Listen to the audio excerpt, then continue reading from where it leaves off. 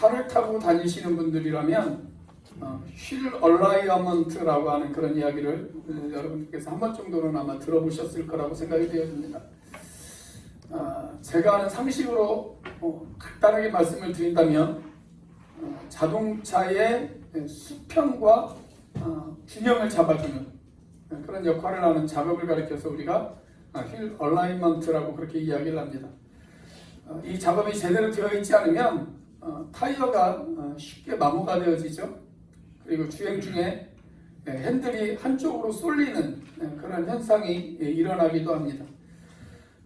핸들이 한쪽으로 쏠리다 보니까 운전자가 균형을 잡기 위해서 그 반대쪽 팔에 힘을 주게 되어지죠. 그래서 장시간 운전을 하면 운전자가 몹시 피곤해지는 또 그런 부분이 있기도 합니다. 그래서 우리는 정기적으로 휠 얼라이먼트 작업을 해줘야 할 그런 필요가 있습니다. 자동차의 균형을 잡기 위해서 휠 얼라이먼트 작업이 필요한 것처럼 우리 신앙의 균형을 잡기 위한 작업이 필요하다는 것 여러분 알고 계십니까? 그 작업이 바로 예배입니다. 예배. 우리 신앙생활의 균형을 잡아주는 작업. 그게 바로 예배라고 그렇게 이야기할 수가 있습니다. 구약에서는 하나님과 사람 사이의 균형을 잡아주는 역할을 제사가 감당을 했습니다.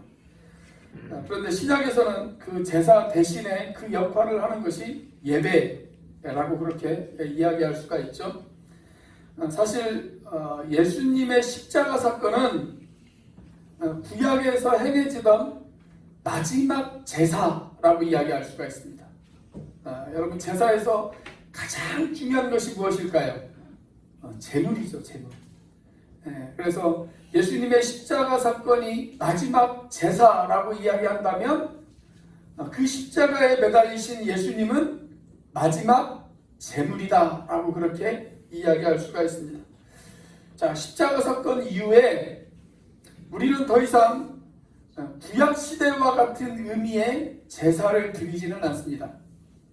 간혹 어떤 분들이 기도하면서 우리의 제사를 받아주십시오 이렇게 기도하시는 분들이 계시기도 하고 또 어떤 분들은 이 앞에 강대상을 제단이라고 그렇게 이야기하시는 분들도 계시기도 합니다. 근데 정확하게 말하자면 그 말은 성경적인 말이 되어지지 않습니다. 우리는 더 이상 양이나 소를 잡아서 제사를 드리지 않죠. 그리고 여기 있는 이 자리는 그냥 설교자가 설교하기 위해서 그리고 여러분들이 잘 보이게끔 하기 위해서 만들어 놓은 강단에 불과합니다.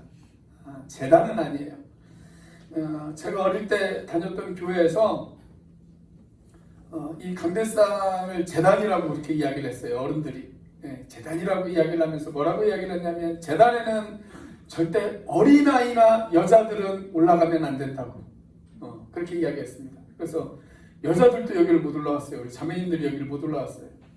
청소하시는 분들만 올라왔어요. 청소하시는 권사님 한 분 딱 정해서 그분만 올라오고 다른 분들은 절대 못 올라오게끔 그렇게 했습니다. 왜냐하면 제단이라고 생각했기 때문에 그렇습니다. 근데 제단이 아니죠. 그냥 강단입니다. 강단. 그리고 우리가 드려지는 예배도 제사가 아니라 예배입니다. 여기 올라온다고 해서 여러분들 벌 받는 거 아니에요? 갑자기 막 벼락이 떨어지거나 그러는 거 아닙니다. 올라오셔도 돼요. 누구나 다 올라와도 상관이 없습니다. 자, 우리 시대 제사는 끝났어요. 예수님이 십자가 위에서 우리의 모든 죄를 다 용서해 주셨기 때문에 우리는 더 이상 제사를 드릴 필요가 없습니다. 우리가 오늘 드려지는 예배를 제사라고 인식을 한다면 그건 이런 사람하고 똑같아요. 나는 예수님의 제사가 나의 죄를 완전히 씻어주는 것으로는 부족하다고 생각합니다. 나는 더 제사를 드려야 합니다. 내 죄를 씻기 위해서 계속적으로 내가 더 제사가 필요합니다. 이렇게 이야기하는 사람과 똑같습니다. 그런데 예수님의 제사로 우리의 모든 허물은 다 용서를 받았습니다. 그렇기 때문에 우리는 더 이상 제사를 드릴 필요가 없습니다. 자, 그러나 우리가 구약시대에 드려졌던 그 제사의 정신, 그 정신만은 오늘날 우리가 드려지는 이 예배에도 계속 되어져야 된다라고 저는 그렇게 생각을 합니다. 그래서 구약시대의 제사의 사건을 통해서 오늘날 우리가 드리는 예배의 정신을 우리는 배울 필요가 있습니다. 자, 구약에서 하나님의 백성들이 타락을 했을 때 가장 먼저 나타나는 현상이 무엇이냐면 그들의 예배가 타락을 했어요. 그들의 제사가 타락을 했습니다. 그들의 제사가 더럽혀지는 일, 그런 일들이 일어나기 시작을 했어요. 제사가 제대로 이루어지지 않았습니다. 자, 마찬가지로 우리들의 신앙생활에 문제가 생기면 가장 먼저 나타나는 현상, 그것은 바로 나의 예배 생활이 고장나는 것입니다. 예배 자리에 나오면서 더 이상 그 예배가 나의 마음 가운데 감격을 가져다 주지 못해요. 예배 자리에 나오면서 가슴이 설레이지를 않아요. 예배 자리에 나오면서 내 마음 가운데 아무런 부담도 없고 아무런 떨림도 없고 아무런 감동도 없어요. 만약에 지금 여러분들 가운데 그런 증세가 있다면 그것은 여러분들 신앙생활에 문제가 발생했다라고 이야기해도 과언이 아닐 것입니다. 자, 오늘 본문을 보면 하나님께서 말라기 시대의 제사장들과 이스라엘 백성들에게 이렇게 이야기를 하세요. 너희들은 지금 잘못된 제사를 드리고 있다. 그래서 너희들의 그 잘못된 제사 때문에 내 이름이 멸시를 당했고 그리고 나의 제단이 더럽혀졌다. 그렇게 이야기하십니다. 자, 그러자 당시 이스라엘 백성들의 지도자들이 하나님 앞에 이렇게 이야기를 해요. 어떻게? 라고 하는 질문을 던집니다. 어떻게? 이런 질문을 던지죠. 하나님, 우리가 어떻게 주의 이름을 더럽혔습니까? 우리가 어떻게 주의 제단을 더럽혔단 말입니까? 그렇게 이야기합니다. 자, 6절 말씀입니다. 같이 한번 읽어보겠습니다. 시작.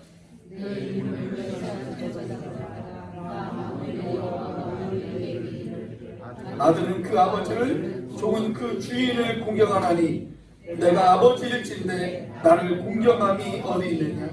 내가 주인일진데 나를 두려워함이 어디 있느냐? 너희는 이르기를 우리가 어떻게 주의 이름을 멸시하였나이까 하는도다.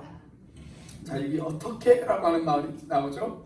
자, 그런데 7절 말씀에도 한 번 더 등장을 해요. 자, 7절도 같이 한번 읽어보겠습니다. 시작. 너희가 더러운 떡을 나의 제단에 드리고도 말하기를 우리가 어떻게 주를 더럽게 하였나이까 하는도다.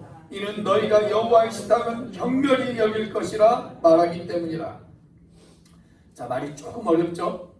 제가 6절의 마지막 부분과 7절의 처음 부분을 그 현대적인 언어로 번역한 메시지 성경을 통해서 여러분들에게 다시 한번 읽어드리도록 하겠습니다. 너희의 조악하고 천박한 예배로 나를 멸시한다. 너희가 묻는다. 멸시하다니 무슨 말씀이십니까? 대체 어떻게 멸시한다는 말씀인가요? 너희는 하나님의 제단은 더 이상 중요하지 않다. 하나님을 예배하는 일은 더 이상 최우선적인 과제가 아니다라고 말한다. 이것이 나를 멸시하는 일이 아니고 무엇이냐?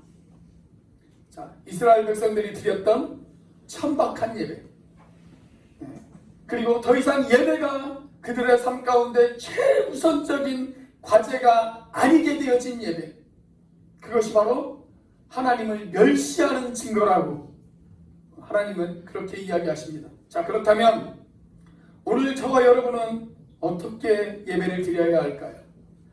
우리는 어떻게 하나님을 기쁘시게 드리는 그런 예배를 드릴 수 있을까요? 첫째, 하나님을 공경하는 마음으로 예배해야 합니다. 하나님을 공경하는 마음으로 예배해야 합니다. 자, 6절을 보면 이런 표현이 등장을 해요. 아들은 그 아버지를, 종은 그 주인을 공경하나니 내가 아버지일진데 나를 공경함이 어디 있느냐? 그렇게 물으십니다. 그러니까 예배자가 가져야 될 가장 중요한 태도 가운데 하나가 뭐냐면 바로 공경함이라는 것입니다. 공경함. 자, 이 공경함이라고 하는 말의 히브리어 원어를 살펴보니까 카보드라고 하는 단어를 사용을 했어요. 카보드. 근데 이 단어의 본래 뜻이 어떤 뜻을 가지고 있냐면 무겁다라고 하는 뜻을 가지고 있습니다. 무겁다. 자, 우리가 일반적으로 예배를 영어로 뭐라고 이야기를 해요? 워십이라고 이야기를 하죠. 워십. 그런데 이 워십이라고 하는 단어의 원래 뿌리는 어떤 단어냐면 워스라고 하는 단어입니다. 워스. 가치라고 하는 말입니다. 가치. 그러니까 하나님은 결코 가볍지 않으신 분이세요. 결코 가볍지 않으신 분. 우리의 영광과 존귀와 찬양을 받기에 합당한 가치가 있는 분. 그래서 그런 마음을 가지고 영광과 존귀와 찬양을 받기에 합당한 가치가 있는 그분에게 내 온 마음을 들여서 하나님을 높여드리는 행위. 여러분, 그게 뭐예요? 그게 바로 예배예요. 그게 예배입니다. 자, 그런데 6절을 보면 아들이 아버지를 존중하고 종이 주인을 존중하듯 피조물인 우리가 창조주인 하나님을 존중하는 것이 합당하다. 그렇게 이야기를 하십니다. 여러분, 오늘 예배 자리에 나올 때 여러분들 마음 가운데 하나님을 존중하는 마음이 있으십니까? 하나님을 예배하고 싶어하는 그런 마음이 있으십니까? 아니면 일주일에 한 번 그냥 종교식을 치르기 위해서 이 자리에 나오고 계시지는 않으십니까? 주일날 그냥 교회 나와야 되는 그 의무감 때문에 또 나오지 않으면 괜히 어딘가 개운하지 않고 마음이 찝찝해서 이 자리에 나오고 계시지는 않으십니까? 정확하게 말씀드리자면 이스라엘 백성들, 말라기 시대의 제사장과 이스라엘 백성들이 바로 지금 그런 마음으로 하나님 앞에 예배했다는 것입니다. 그런 이스라엘 백성들에게 하나님은 이렇게 묻고 계십니다. 내가 너희의 아버지이고 내가 너희의 주인이라면 나를 공경함이 어디에 있느냐? 지금 저와 여러분들을 향해서 하나님께서 묻고 계시는 그 질문 같지 않으십니까? 나를 공경함이 어디에 있느냐? 오늘 하나님께서는 예배하는 모든 예배자들에게 이렇게 묻고 계십니다. 나를 공경함이 어디에 있느냐?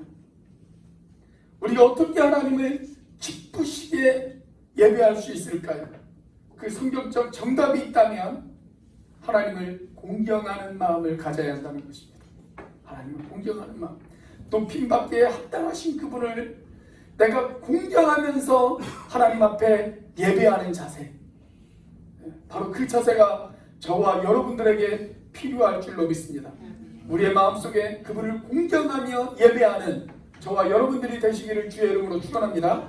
자, 우리는 어떻게 하나님을 기쁘시게 하는 예배를 드릴 수 있을까요? 두 번째로 하나님을 두려워하는 마음으로 예배해야 합니다. 하나님을 두려워하는 마음으로 예배해야 합니다. 자, 본문 6절을 보면 하나님이 이렇게 말씀을 하세요. 내가 주일일진데 나를 두려워함이 어디 있느냐? 라고 묻습니다. 내가 주인일진데 나를 두려워함이 어디 있느냐? 자, 저와 여러분이 드려지는 이 예배 가운데에서 반드시 예배자가 가져야 될 또 다른 태도, 그것은 뭐냐면 바로 하나님을 두려워 여기는 것입니다. 하나님을 두려워 여기는 것. 그렇다고 해서 이 두려움이 무서워서 벌벌 떠는 그런 두려움은 아니에요. 이 두려움을 우리가 다른 말로 이야기한다고 한다면 경외라고 이야기할 수가 있습니다. 거룩한 두려움이라고 이야기할 수가 있어요. 이 경외라고 하는 말이 가장 많이 나오는 성경책이 어디죠? 아마 잠언, 전도서 이런 책들이 아마 가장 많이 나올 거예요. 자, 잠언서 1장 7절 우리 같이 한번 읽어보겠습니다. 시작. 여호와를 경외하는 것이 지식의 근본이거늘 미련한 자는 지혜와 훈계를 멸시하느니라. 자, 여기에서 말하는 경외가 바로 두려움이에요. 두려움. 제가 한 2008년 정도에 이 시대 영적 거인이라고 불리우는 하나님을 경험하는 삶의 저자인 헨리 블랙가비 목사님하고 그의 아들인 리처드 블랙가비 목사님을 만날 수 있는 기회가 있었습니다. 이 사진이 찍혔던 때 제가 그 자리에 같이 있었어요. 저랑 같이 사진도 찍었는데 사진이 그 노트북이 초기화가 되면서 옛날에 쓰던 노트북이 초기화가 되면서 사진은 싹 지금 없어져 버렸고요. 지금 남아있는 거라고는 두 분이 친히 친필로 서명해 주신 이 책밖에 남아있는 것이 없습니다. 그런데 이분들을 만나는데요, 제 마음이 막 두려움이 생겨요. 마음에 떨림이 있어요. 항상 저는 이분들을 어디에서만 만나면 책 속에서만 만났어요. 그런데 이분들을 직접 만난다고 생각하니까 마치 구름 위에 그 하늘에만 있는 그런 분들이라고 생각을 했는데 그런 분들을 직접 만나니까 제 마음 가운데 얼마나 두려움과 떨림이 있었는지 모릅니다. 여러분, 사람들을 만날 때에도요, 이런 두려움이 있어요. 그런데 우리가 하나님 앞에 나오면서 그런 두려움을 갖는 것, 여러분, 그것이 당연하지 않겠습니까? 오늘 이 자리에 나오면서 여러분들에게는 그런 두려움이 있으셨어요? 그런 떨림이 있으셨어요? 내가 하나님 앞에 선다. 내가 하나님을 예배하는 자리에 선다. 거기에 대한 떨림이 여러분들 가운데 있으셨습니까? 우리가 그리스도인으로서 이 땅 가운데서 거룩하게 살기 위해서라도 우리에게 반드시 필요한 것이 있는데 그것이 바로 두려움이에요. 두려움. 하나님을 두려워하는 마음. 자, 고린도후서 7장 1절 말씀 우리 같이 한번 읽어볼까요? 같이 읽습니다. 시작. 그런즉 사랑하는 자들아, 이 약속을 가진 우리는 하나님을 두려워하는 가운데서 거룩함을 온전히 이루어 육과 영의 온갖 더러운 것에서 자신을 깨끗하게 하자. 자, 우리의 영과 육이 깨끗해지기 위해서 우리에게 필요한 것, 그것이 뭐라고요? 하나님을 두려워하는 마음. 하나님을 두려워하는 마음이 필요하다는 거예요. 여러분, 하나님을 두려워하는 마음이 우리 가운데 있을 때 우리가 있는 모든 곳이 예배의 현장이 되어질 수 있는 줄로 믿으시기를 바랍니다. 1990년대를 전후로 해가지고 각 교회마다 활발히 일어났던 운동 가운데 하나가 뭐냐면 경배와 찬양 운동이었습니다. 경배와 찬양 운동. 그리고 경배와 찬양 운동이 많이 보급되어지면서 이 땅 가운데 정말 많은 복음송가들이 생겨나기 시작을 했습니다. 그 전까지는 교회에서 주로 불렀던 찬양들이 거의 좀 찬송가였죠. 딱딱하고 경직된 그런 찬송가를 많이 불렀는데 경배와 찬양 운동이 활발하게 일어나면서 좀 부드럽고 그리고 우리의 감성을 자극할 수 있는 그런 찬양들이 많이 만들어지기 시작했고 그런 찬양들이 많이 불려지기 시작을 했습니다. 그러면서 하나님이 더 이상 멀리 있는 분이 아니라 마치 우리 가까이에 있는 우리의 친구 같고 연인 같은 그런 하나님. 그래서 하나님과의 친밀성을 강조하는 그런 찬양들이 많이 불려지기 시작을 했어요. 자, 하나님과의 친밀성을 강조하는 것은 좋은데 상대적으로 약해진 것이 하나 있어요. 그게 뭐냐면 하나님을 향한 거룩한 두려움은 약해졌습니다. 그냥 세상 유행가를 부르듯 쉽게 불러요. 저는 가끔 우리가 때때로 너무 가볍게 하나님을 예배하고 있고 너무 가볍게 하나님을 찬양하고 있지는 않는가, 그런 생각이 들 때가 있습니다. 여러분, 오늘 이 예배 자리에 나오실 때 여러분 어떤 마음으로 나오셨어요? 저는 예배 자리에 나올 때 여러분들이 가벼운 마음으로 나오는 것은 바람직하다고 생각합니다. 낭패와 실망 당한 뒤에 내가 더 이상 갈 데가 없어서 마지못해 무거운 마음으로 주님 앞에 나오는 것보다 기쁘고 즐거운 마음으로 이 예배자의 자리에 나오는 것, 그건 바람직한 일입니다. 좋은 일입니다. 그러나 우리가 가벼운 마음으로 주님 앞에 나오는 것은 좋지만 그렇다고 해서 하나님마저 가볍게 여겨서는 안 됩니다. 오늘날 우리는 하나님 앞에 거룩한 두려움과 떨림으로 하나님 앞에 엎드리는 그 마음가짐이 사라져버렸습니다. 우리는 너무 쉽게 죄를 범하고 너무 쉽게 하나님 앞에 용서를 구합니다. 그래서 하나님은 말라기 시대에 말씀하셨던 것처럼 오늘날 우리들에게 이렇게 이야기를 하십니다. 너희의 두려움이 어디에 있느냐? 너희의 두려움이 어디 있느냐? 나를 향한 너희의 두려움이 어디에 있느냐? 그렇게 이야기하고 계십니다. 세상 콘서트를 하듯 그렇게 하나님을 예배하고 있지는 않습니까? 드라마를 보듯 그렇게 하나님 앞에 예배의 구경꾼이 되어 그렇게 예배를 드리고 있지는 않으십니까? 그냥 내 마음에 들면, 내 기분에 좀 맞으면, 야, 오늘 예배 참 좋았어 라고 그렇게 이야기하고, 내 마음에 부담스러우면 오늘 예배는 별로였어, 그렇게 이야기하고 계시지는 않으십니까? 우리의 예배가 진정한 예배가 되어지기 위해서 우리가 회복해야 될 것, 그것은 하나님을 향한 거룩한 두려움입니다.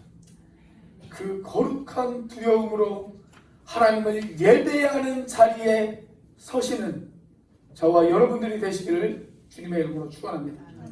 자, 우리는 어떻게 하나님을 기쁘시게 하는 예배를 드릴 수가 있을까요? 세 번째로 하나님께 온전한 제물로 드려야 합니다.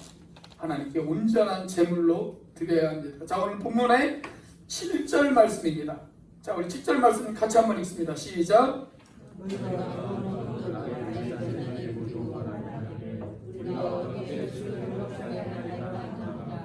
이는 너희가 여호와의 식탁은 경멸히 여길 것이라 말하기 때문이다. 하나님께 드리는 게 뭐 따로 있어? 다 똑같이 그냥 아무거나 다 하나님께 드리면 되지. 거기에 대해서 지금 하나님이 뭐라고 말씀을 하세요? 이것은 내 식탁을 경멸히 여기는 것이다. 너희가 나의 제단을 우습게 여기는 것이다. 그렇게 이야기하십니다. 여러분, 제물이 잘못되었다면 그 제사는 잘못된 제사입니다. 왜냐하면 제물 속에는 제사를 드리는 사람의 마음이 담겨있기 때문에 그렇습니다. 자, 이어지는 8절 말씀에서 이 더럽혀진 제사를 향해서 하나님께서 분노에 찬 음성을 이야기하십니다. 자, 8절 말씀 같이 한번 읽어보겠습니다. 시작. 만군의 여호와가 이르노라 너희가 눈먼 희생제물을 바치는 것이 어찌 약하지 아니하며 저는 것 병든 것을 드리는 것이 어찌 약하지 아니하냐. 이제 그것을 너희 총독에게 드려보라. 그가 너를 기뻐하겠으며 너를 받아주겠느냐. 한 나라를 다스리고 있는 총독도 받을 수 없는 그 더러운 재물, 그 온전하지 못한 재물, 지금 그런 재물을 총독과는 비교할 수 없는 만군의 여호와 하나님 앞에, 창조주 여호와 하나님 앞에, 절대자이신 여호와 하나님 앞에, 세상을 주관하고 다스리고 계시는 그 여호와 하나님 앞에 그들이 지금 드리고 있다는 거예요. 여러분, 오늘 우리는 구약시대와 같은 제물을 하나님 앞에 드리고 있지는 않아요. 그렇지만 반드시 우리의 예배 가운데 우리가 드려야 될 두 가지가 있습니다. 우리의 예배 가운데 우리가 드려야 될 두 가지, 이 두 가지를 가지고 나오지 않으면 그건 예배가 아니에요. 두 가지. 첫 번째는 뭘까요? 헌금입니다. 헌금. 그리고 두 번째는 뭘까요? 그 헌금을 드리는 정성스러운 마음입니다. 이 두 가지를 가지고 나오셔야 돼요. 여러분, 이 두 가지를 가지고 나오셨습니까? 오늘 헌금하실 때 여러분들 마음은 어떤 마음으로 하나님 앞에 헌금을 드리셨나요? 안 드리자니 체면상 그럴 수는 없고 그냥 생색내기식의 제물을 혹시 하나님 앞에 드리지는 않았습니까? 오늘 하나님께서는 그런 제물을 가리켜서 이야기를 하십니다.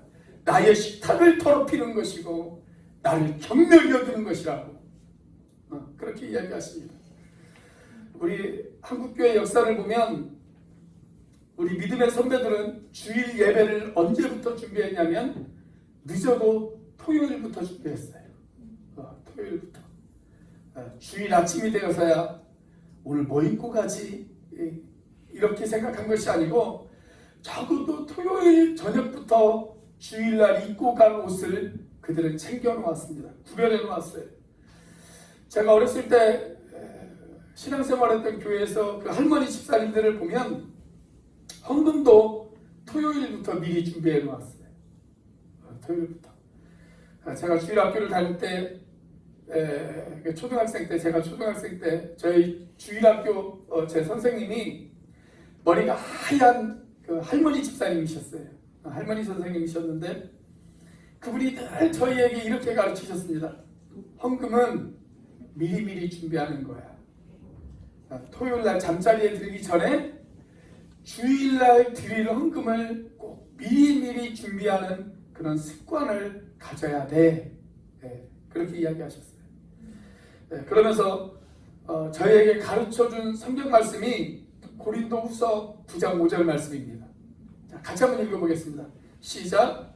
그러므로 내가 이 형제들로 먼저 너희에게 가서 너희가 전에 약속한 연보를 미리 준비하게 하도록 권면하는 것이 필요한 줄 생각하노니 이렇게 준비하여야 참 연보답고 억지가 아니니라. 자, 여기 보면 연보를 미리 준비하도록 해라. 이렇게 준비해야 그 연보가 참 연보답고 억지로 드리는 연보가 되어지지 않는다. 그런 말씀이죠. 그러면서 그 할머니 집사님께서 당신의 예를 저희에게 몇 가지 가르쳐 주셨습니다. 일단 주중에 빳빳한 새 돈이 생기면 그 돈은 무조건 따로 구별해 놓았어요. 이건 하나님 앞에 헌금할 때 드리는 돈, 그렇게 따로 구별을 해 놓았습니다. 그리고 주중에 그런 새 돈이 생기지 않으면 어떻게 했을까요? 토요일 저녁에 돈을 다리미로 다리셨어요. 돈을 다리미로 다리셨어요. 이왕이면 하나님 앞에 꾸깃꾸깃한 돈이 아니라 그래도 좀 다려진 돈, 빳빳한 돈을 하나님 앞에 드리고 싶어서 그렇게 다리미로 다리셨습니다. 그래서 저도 새 돈이 생기면 무조건 이 돈은 하나님의 돈. 그리고 토요일날, 주일날 입고 갈 옷을 다리면서 토요일날 돈까지 다렸던 그런 기억이 납니다. 설교를 준비를 하면서 그때 생각이 참 많이 나더라고요. 그러면서 내가 참 그때 그 마음을 많이 잃어버렸구나 라는 생각이 들었습니다. 꼭 그렇게 하라는 얘기가 아니에요. 적어도 우리가 하나님 앞에 헌금을 드릴 때 그런 준비된 마음이 있어야 된다는 이야기입니다. 그래서 어제 저녁에 저희 아이들을 다 불러 모았어요. 다 불러 모아놓고 헌금 봉투를 직접 오리고 붙이고 하면서 헌금 봉투를 만들고 제가 아이들에게 헌금은 이렇게 드려야 돼 라고 가르쳤습니다. 얼마나 새겨 들었는지는 잘 모르겠어요. 그런데 여러분, 저를 비롯해서 부모된 여러분, 자녀들에게 헌금의 태도를 가르치셔야 됩니다. 자녀들에게 예배의 태도를 가르치셔야 합니다. 부모가 예배와 헌금을 가볍게 여기면 자녀들도 예배와 헌금을 가볍게 여길 수밖에 없습니다. 우리 믿음의 선배들에 비해서 오늘 여러분들의 헌금 생활은 과연 어떻습니까? 혹시 말라기 시대의 사람들처럼 상처나고 병든 재물, 즉흥적이고 성의 없는 푼돈, 쓸 것 다 쓰고 놀 것 다 논 다음 남아있는 돈을 하나님 앞에 드리고 있지는 않으십니까?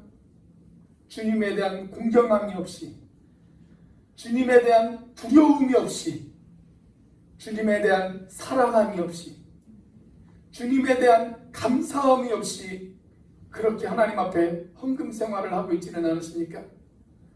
하나님을 공경하고 두려워하는 마음 없이 형식적으로 드려지는 헌금, 하나님은 그 헌금을 나의 식탁을 더럽히는 것이라고 그렇게 이야기하고 계십니다. 자, 이렇게 더럽혀진 제물을 드린 이스라엘 백성들에게 이제 하나님께서는 아주 신랄한 비판을 하십니다. 말라기 2장 2절 말씀에 보면 내가 너희의 복을 저주로 바꾸겠다. 그렇게 이야기하세요. 내가 너희의 복을 저주로 바꾸겠다. 그렇게 이야기하십니다. 자, 그리고 한 걸음 더 나가서 2장 3절에 보면 읽기 좀 거북한 말씀이 나와요. 2장 3절에 보면 뭐라고 이야기를 하냐면 너희 자손들의 얼굴에 내가 똥칠을 하겠다. 그렇게 이야기했습니다. 너희 자손들의 얼굴에 내가 똥칠을 하겠다. 나를 공경하지 않고 나를 두려워하지도 않고 나의 식탁을 정령히 여기는 너희들, 내가 너희들과 너희들 자녀들의 얼굴에 똥칠을 해버리겠다. 하나님께서 그렇게 이야기를 하세요.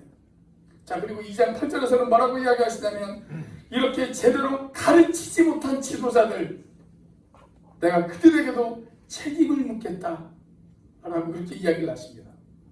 내가 그들에게도 책임을 묻겠다.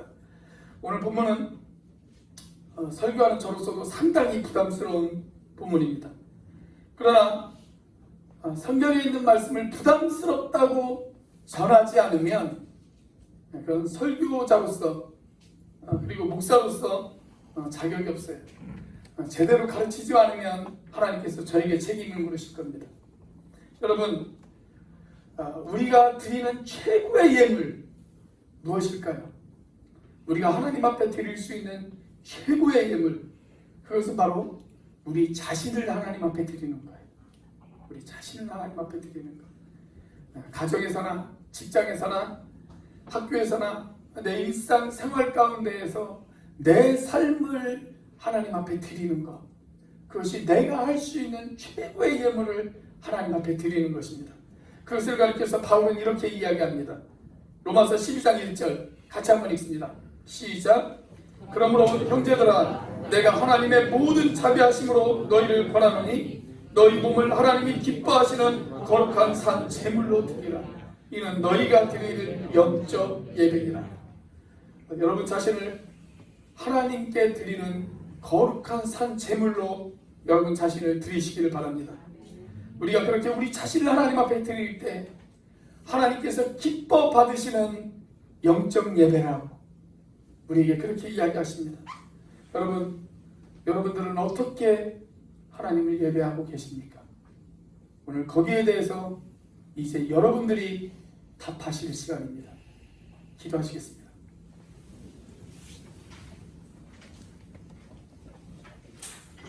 우리 시간 함께 기도하기를 원합니다. 하나님은 영광과 존귀와 높임을 받기에 합당하신 분이십니다. 피조물인 우리는 창조주인 그분을 예배하고 찬양하는 것이 마땅합니다. 그렇다면 우리는 어떤 마음으로 하나님을 예배하고 있습니까? 우리의 예배 가운데 하나님을 공경하는 마음이 있습니까? 지금 내가 드린 예배 가운데 하나님을 향한 두려운 마음이 있으십니까? 내가 드려지는 예물이 혹 하나님의 식탁을 더럽히는 그러한 예물은 아닙니까? 지금 하나님께서 우리를 보시면서 나를 공경함이 어디에 있느냐? 나를 두려워함이 어디에 있느냐? 이렇게 말씀하시지는 않으실까요? 하나님, 제가 하나님 앞에 진정한 예배자가 되어지기를 원합니다. 하나님이 찾으시는 그 한 사람, 그 예배자가 내가 되어지기를 원합니다. 우리 시간 이런 고백을 하나님 앞에 드리면서 같이 한번 하나님 앞에 기도하도록 하겠습니다. 기도하겠습니다. 하늘과 살아계심에 역사하시는 하나님 아버지 감사합니다. 아버지 하나님, 이 시간 진정한 하나님 앞에 예배자의 모습으로 세워지기를 원합니다. 아버지 하나님, 하나님을 공경하기를 원합니다. 하나님을 향한 두려움이 있기를 원합니다. 아버지 하나님, 하나님의 식탁을 더럽히지 않는 아버지 하나님 그러한 인생이 되어지기를 원합니다. 하나님 준비된 마음을 하나님 앞에 드리기를 원합니다. 아버지 하나님 준비되어진 예물을 하나님 앞에 드려지기를 원합니다. 아버지 하나님 준비되어진 예배를 하나님 앞에 드려지기를 원합니다. 오 하나님, 아버지 하나님 하나님 앞에 나올 때 지겹고 떨리는 마음으로, 아버지 하나님을 높여드리는 마음으로, 하나님을 경외하는 마음으로, 아버지 하나님 나의 문제한 모든 것을 내가 하나님 앞에 드리기를 원합니다. 오 하나님, 이 시간 우리의 예배를 받아 주시옵소서. 아버지 하나님 진정한 예배자가 되게 하여 주시옵소서. 아버지 하나님 내가 진정한 하나님 찾으시는 그 한 사람의 예배자가 되어 주시옵소서. 하나님 나를 도와주시옵소서. 이곳에 서 있네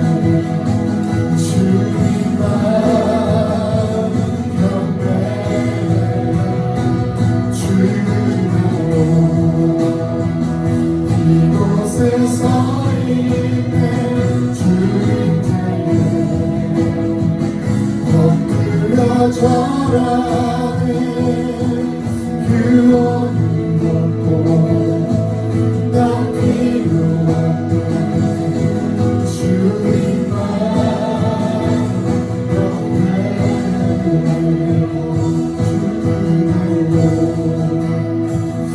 이곳에 서 있네 주인들 엎드려 전하네 그 어느 것도 난 필요한 주님만 영광 주대로 이곳에 서 있네 주인들의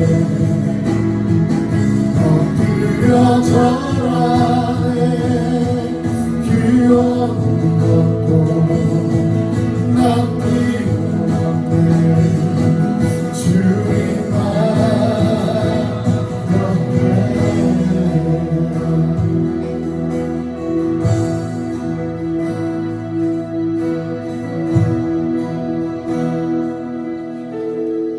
하나님 주신 말씀을 가슴에 새깁니다.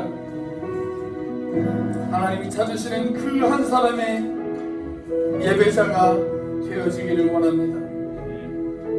주님의 임재하심 앞에 두려운 마음으로 엎드려 경배하며 주님을 높여드리는 그러한 예배자가 되어질 수 있도록 인도하여 주옵소서.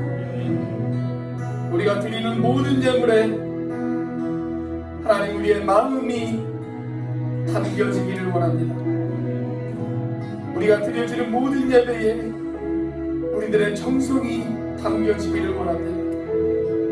하나님을 공경하며 하나님을 두려워하며 그렇게 거룩한 산채물이 되어져 하나님이 기뻐하시는 영적 예배를 드릴 수 있는 우리가 되어질 수 있도록 인도하여 주시옵소서.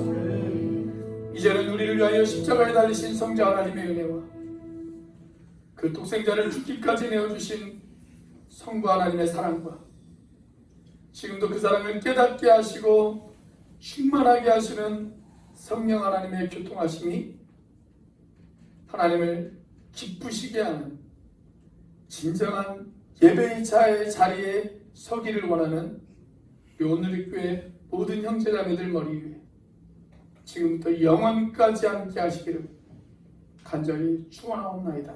아멘.